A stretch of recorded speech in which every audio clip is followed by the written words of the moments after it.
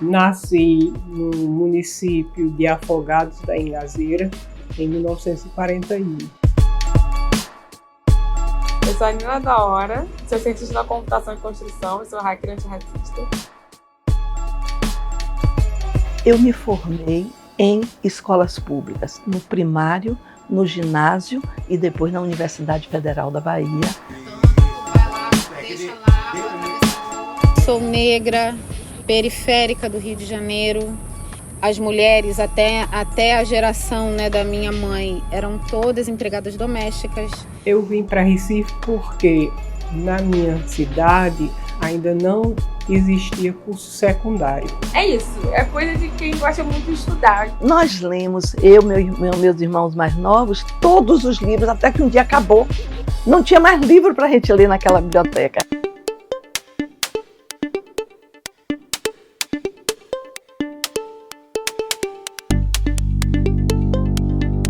Quando eu comecei vendo, todos os professores catedráticos praticamente eram homens. O corpo docente tinha algumas mulheres, mas era assim, tipo 5%. É um ambiente tóxico, sim. A gente tem muitos homens brancos tomando as decisões, tem muitos homens brancos em posições de liderança que não são bem capacitados para estar exercendo aquela função. No lado da ciência dura, o protagonismo é muito mais dos homens do que das mulheres. Debates sobre ética em IA, ética em sistemas algorítmicos, eu vejo pouquíssimas mulheres quando eu estou nos eventos, quando eu estou na mesa, quando eu estou nos painéis. Eu vejo a maioria homens brancos falando. Isso está sendo modificado por conta da luta do movimento feminino, da luta contra o racismo, da luta pela democratização do país. Na verdade, nós somos múltiplas. Nós podemos ser pesquisadoras, nós podemos ser mães, nós podemos ser esposas.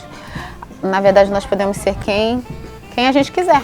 Eu não vejo diferença entre a questão de produzir conhecimento, da prática social, de elevar do abstrato ao concreto, de teorizar, entre homem e mulher. Eu acho que as mulheres estão começando a ter um protagonismo como nunca teve, Estão buscando os seus espaços, estão conquistando os espaços. Não tem sido fácil, mas ainda insuficiente. Tem mulheres que vão ter uma análise muito mais profunda e necessária do que muitos homens brancos estão colocando, mas que não têm as oportunidades, Isso é a oportunidade de salário, a oportunidade de acesso. A riqueza, a concentração de riqueza está com os homens. O poder também está com os homens. É real esse problema. E essa luta das mulheres pela sua inserção na vida pública é também uma luta histórica. E que nós, hoje, a gente vê o fruto, os frutos estão aí. E até aqui no Brasil tivemos uma presidente da República, que não deixou de ter sido um avanço. Enquanto mulher negra, lésbica, ser primeira em espaços, para mim, é um lugar solitário. Se você for para o Congresso Nacional, não chega nem a ter o percentual legal que deveria ter de presença de mulheres. Tem um lugar de, eu tô abrindo portas, mas caramba, a que custo que eu tô abrindo portas em 2022? De ainda ser a primeira a estar ocupando esses lugares. Então eu não gosto disso.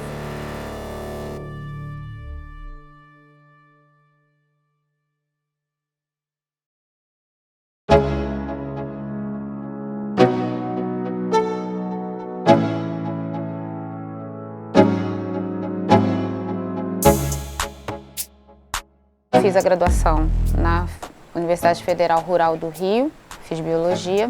Depois eu ingressei no mestrado no Instituto de Ciências Biomédicas da USP. De lá do mestrado eu fui fazer o doutorado de novo no Rio, na Rural do Rio. E depois eu fui para o Rio Grande do Sul, onde eu fiz o pós-doutorado na Universidade Federal do Rio Grande do Sul.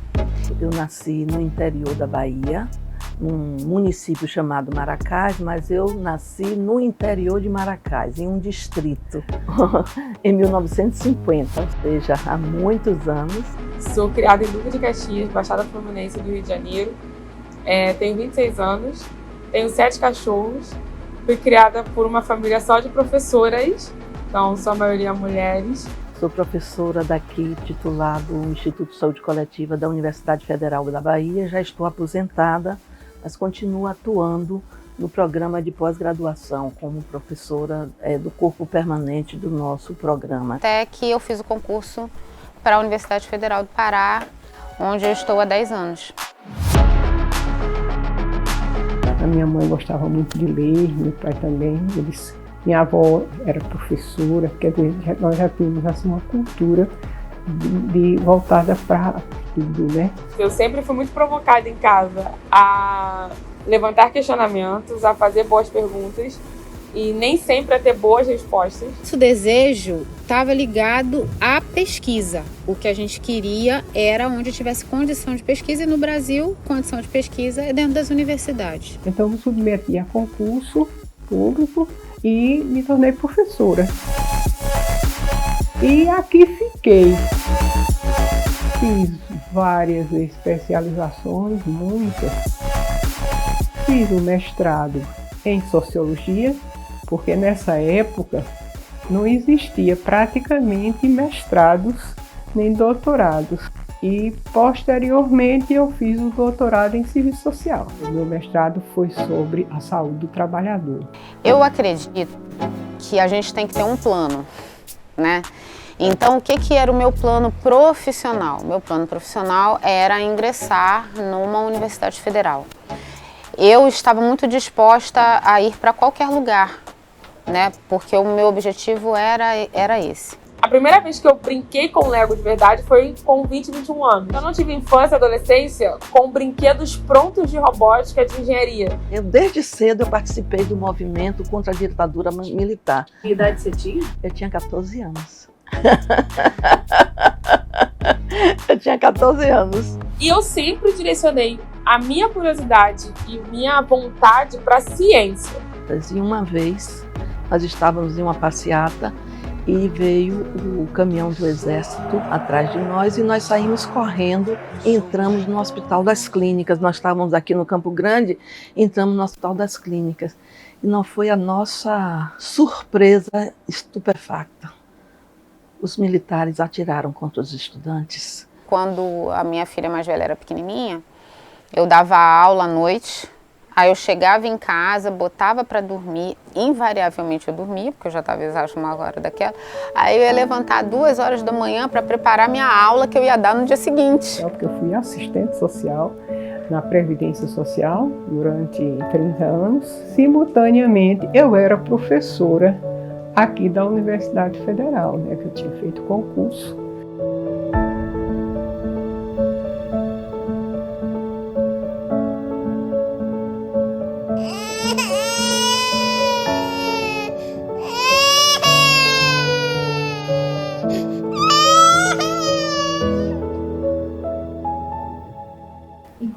Conciliar esses 2 empregos com a maternidade? Ah, sim. Sempre mulheres ajudando mulheres. Levei a minha gestação, escrevi minha tese com a minha filha do lado ali no carrinho. Conciliar isso era quando os filhos dormiam, porque era a hora do silêncio. Tudo bem, eu defendi meu doutorado, minha filha tinha 6 meses. A vida mais pessoal, não é que a gente, como alguém que está interessado em estudar a realidade, né, em produzir conhecimento, é algo complexo. No caso, eu tinha uma dupla jornada, ou tripla jornada. Faz 2 anos que nós adotamos os nossos filhos mais novos. Passa por um momento em que a mulher precisa se voltar para sua família, para o momento de dedicação, de construção daqueles laços. Então é um momento que deixa a mulher insegura do ponto de vista profissional. Meu companheiro, na época, havia sido preso, torturado pela ditadura. eu estava grávida, tive filho, tive que ir visitá-lo na prisão, claro, né? Defendê-lo. Que a maternidade traz muita força. A mulher é forte de qualquer jeito, mas a gente tem a impressão que pode fazer tudo. E pode, não é só uma impressão. E no contexto da maternidade atípica, né, que eu tenho 2 filhos atípicos, tem toda uma necessidade de acompanhamento em terapias, reuniões com especialistas, busca de médicos. E aí eu fui uma das fundadoras do movimento feminino pela anistia de Salvador, da Bahia. Como é que era isso? Estar grávida e ser liderança de tantos movimentos e a maternidade nisso tudo? Eu tinha minha mãe. Dar a atenção para a criança, né, gerenciar uma casa, também gerenciar um grupo de pesquisa, né? Porque eu estava a ter colegas que iam para a França, que iam para os Estados Unidos. Então só tinha um jeito de você, como professor aqui, que tinha filhos e que tinha que estar aqui, eu tinha que permanecer aqui, era fazer os mestrados e doutorados aqui.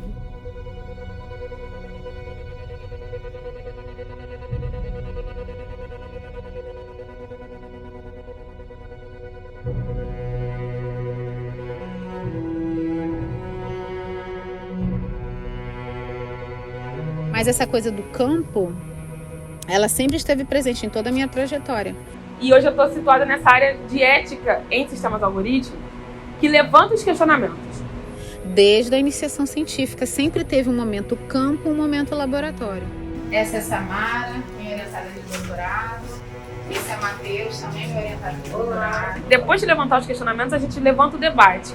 E lá no final a gente promove os possíveis caminhos para uma solução ou para soluções. O primeiro trabalho que eu fiz aqui foi num projeto muito grande em que nós visitávamos fragmentos florestais. E a gente queria conhecer como que se dava a veiculação de patógenos na borda do fragmento, na comunidade próximo dessa borda e no interior dessa borda. Estou muito mais conectada hoje a tentar repensar os nossos caminhos dentro da área da computação que levam a vieses e a reproduções violentas nas tecnologias. Nina da Hora diz que estava escolhendo livros com a irmã quando um segurança se aproximou para intimidá-las. A pesquisadora conta que depois do incidente, a gerente pediu desculpas. O que a gente precisa entender é que o Brasil é um país continental. Não dá para, num nível central, lá em Brasília, o cara determinar como que um determinado programa de saúde vai ser aplicado aqui no interior do Pará. Mas como que ele vai conhecer a realidade? Através de pessoas como nós. Eu estudo e pesquiso cibersegurança focada em criptografia. Era esse argumento que usavam. A probabilidade de errar, o carro autônomo errar, é muito menor do que o ser humano de atropelar alguém. Cota para 2017, carros autônomos não reconhecendo pessoas negras, corpos negros e atropelando pessoas negras, atropelando pessoas, não reconhecendo os objetos. O serviço social hoje tem uma posição assim, muito crítica em relação ao tipo de sociedade, o tipo de modo de produção, muito voltado para a superação das desigualdades sociais e voltado para a emancipação humana e social. Eu tive o prazer de conhecer a professora Vanise Macedo, que ela trabalhava fazendo pesquisa na que nós chamávamos de doenças tropicais na época, né? Me convidaram para fundar o curso de Serviço Social na Universidade Católica de Pernambuco. Me tocava enquanto mulher, enquanto oriunda de uma classe pobre. Foi uma indicação de um amigo meu, eu era professora daqui, aí me convidaram e eu aceitei o desafio, né? Aí eu disse a Vanise, eu quero fazer medicina tropical. Ela disse, então em vez de fazer a residência, vá logo fazer o mestrado, porque você vai desenvolver mais a área de pesquisa. Para que eu consiga debater, eu entendo que eu não posso debater com pessoas que não estão entendendo o que é esse debate, porque isso é desigual. E aí, claro que eu ingressei no movimento nacional pela reforma sanitária brasileira. Começou o movimento de redemocratização, entrou um governo democrático na Bahia, o secretário de saúde era meu companheiro de luta e me convidou para ir chefiar a vigilância epidemiológica da Secretaria de Saúde do Estado. Mas a maior parte dos brasileiros hoje não tem acesso a esses temas aqui que eu estou trazendo. Então, para mim, é muito importante tornar isso acessível. Eu me apaixonei e comecei a investigar muito, fazer investigação de surtos em doenças transmissíveis. E aí teve aqui uma epidemia horrorosa de gastroenterite. E aí nós investigamos, mostramos que a contaminação era da água. Quando eu me aposentei, como eu gosto muito de estudar, eu resolvi fazer o curso de Direito. O meu trabalho de conclusão de curso sobre a ação da OAB Pernambuco em relação aos idosos. E aí nós conseguimos que os carros-pipas fossem dar água às cidades ribeirinhas que estavam tendo muita diarreia e morrendo muita gente. E aí melhorou. Eu fui para a Comissão do Idoso da OAB Pernambuco. E lá eu estou já faz algum tempo. Quando eu fui coordenar a área de vigilância epidemiológica no Ministério da Saúde entre 1991 e 1995, eu me aproximei muito dos problemas da dengue. Eu me tornei uma pesquisadora em dengue. No final, o que eu quero é que elas argumentem e tentem refutar também o que eu estou trazendo. Porque senão não tem construção. Infelizmente, veio chikungunya e zika. Então, meu grupo de pesquisa era basicamente em arboviroses urbanas. Eu gosto quando fazem perguntas, eu gosto quando dizem Lina, eu acho que não é bem assim, e explica por que acha que não é bem assim. Quando começou a pandemia, nós fizemos uma articulação entre a Universidade Federal da Bahia e a Fiocruz, criamos uma rede, a construção do conhecimento em tempo real.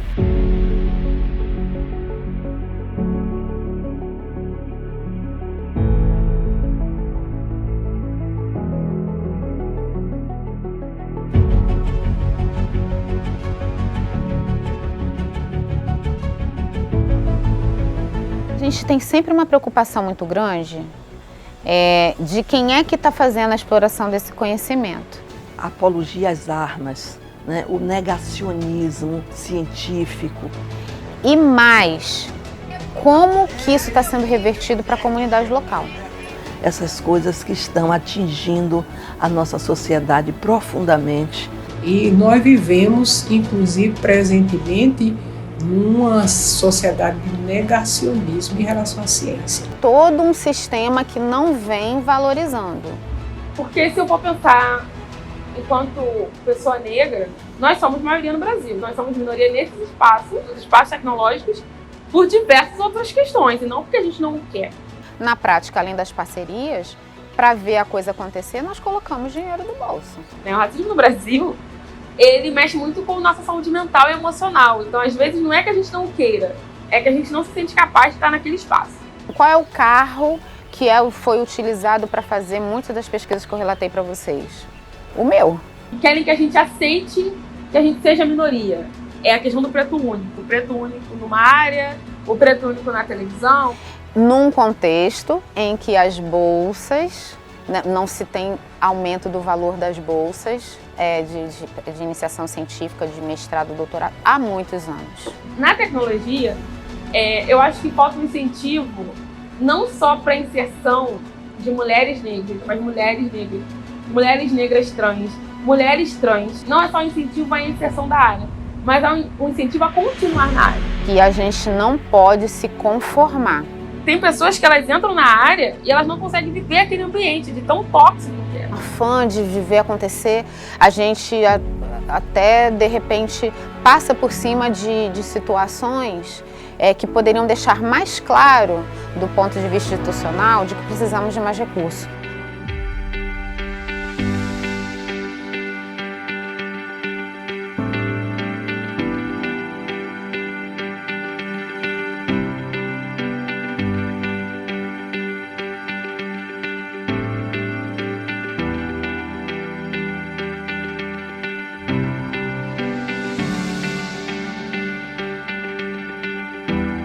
A universidade, ela de fato é muito transformadora, importante, fundamental, que certamente modificou muito a vida de muitas famílias. nós elaboramos as normas e diretrizes para a criação do Sistema de Vigilância Universal, né? Que a gente hoje chama Sistema de Vigilância em Saúde. Até o próprio Recife precisou da nossa presença para estruturar a Secretaria de Saúde assim. Predomina as mulheres nesse campo da área de saúde coletiva, viu? E é um campo que nós estamos, que foi conquistado. A mulher, no caso de Pernambuco, teve uma importância muito grande na reforma sanitária. E o sistema de assistência social, né? E é isso, acho que a gente vem de uma ancestralidade que a gente pode fazer quantas graduações, mestrado, doutorado a gente quiser, quanto couber no nosso tempo, então é isso que eu quero fazer mesmo. A questão é que quando você vai a campo, quando você vê um aluno querendo desenvolver seu trabalho, se dedicando, você não quer que aquilo pare. Porque mesmo aposentada você está aí, tão ativa. Como diz meus filhos, nem parece que você se aposentou. Eu sou grata por estar aqui participando desse momento, desse processo, dessa modificação na vida de tanta gente. Aquilo que a gente faz com amor nos impulsiona, nos motiva. Eu encontrei espaço para trabalhar. E só tem uma solução para a humanidade: é ela superar as desigualdades e ela se unir. Nós sempre somos espelho para alguém, né? Então eu espero poder inspirar outras pessoas, outras mulheres, outras meninas negras que tenham algum sonho e que sigam esse sonho, que entendam que possam ser o que quiserem ser.